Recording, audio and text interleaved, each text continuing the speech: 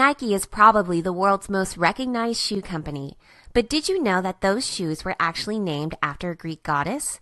In Greek mythology, Nike was the winged daughter of Pallas and the river Styx.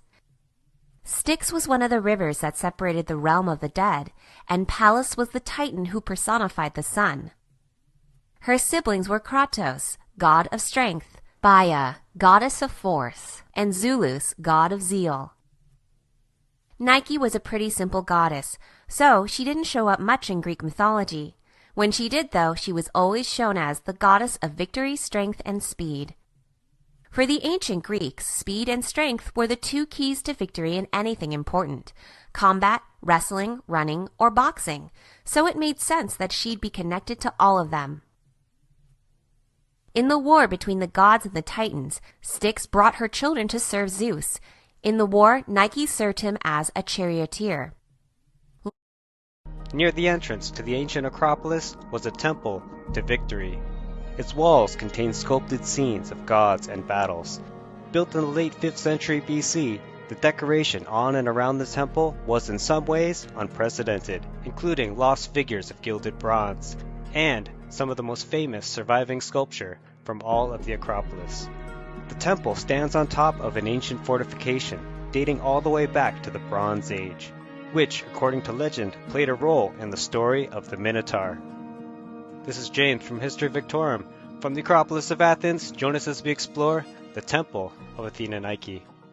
The Temple of Athena Nike was built sometime in the late 5th century BC. Its exact date is still debated, possibly complete around 420 BC, with more sculpture added up until around 410.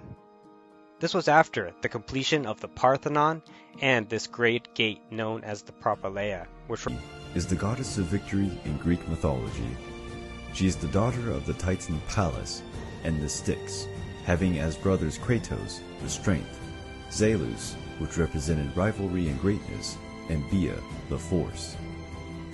With her brothers, the goddess of victory fought alongside the Olympian gods during the Titanomachy, the war between the gods and the Titans, and also provided assistance to Zeus during his fight against Typhon. Already in the Gigantomachy, the goddess drove Zeus's chariot during the clash against the giants. The goddess is depicted as a winged figure, wielding a sword and holding a laurel crown, and making use of the latter, the goddess elected the winners. Nike personified victory in battles, the success in athletic games, and also in equestrian competitions. The goddess Athena is often depicted with a small statue of the goddess of victory in her left hand, and most successes of Athena would be justified by the fact that the goddess Nike was always by her side. In Roman mythology, the goddess Nike is known by the name of Victoria. She was worshipped by soldiers of the Roman legions, who begged for her in the battlefields. Her popularity was so vast that a statue of the goddess of victory had a prominent spot in the Roman Senate. When Rome adopted Christianity, the goddess of victory started to be worshipped as an angelic figure. In turn, the athletes of antiquity made sacrifices in honor of the goddess so that Nike could grant them victory and glory. In the modern Olympic Games, the goddess's image is found on the back of the medals. The goddess of victory served as inspiration for the name of one of the most famous manufacturers of sporting goods. Today, statues of the goddess ornament several squares and monuments all over the world. But, certainly, Nike's most famous statue is the winged victory of Samothrace.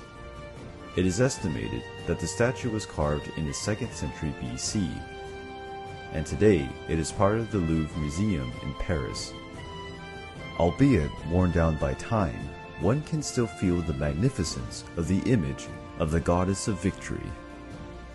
Standing in the Louvre looking at the very famous Nike of Samothrace. Now a Nike personifies victory. And was the goddess of victory as well. This sculpture is 18 feet tall if you include the ship that she stands on, and it's placed at the top of one of the grand staircases, so it is incredibly dramatic. She was found in pieces. She wasn't found whole the way that we see her today, and she's been reconstructed. The pieces that were missing have been filled in, and she was recently restored. Originally Originally, this was placed in the sanctuary of the great gods on the island of Samothrace in the northeastern Aegean Sea. But we should say that we have very little information about this particular cult. What we do have is a magnificent sculpture that was carved during the Hellenistic period.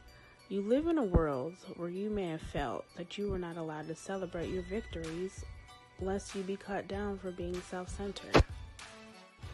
You have to refuse the message that you are too much or not enough.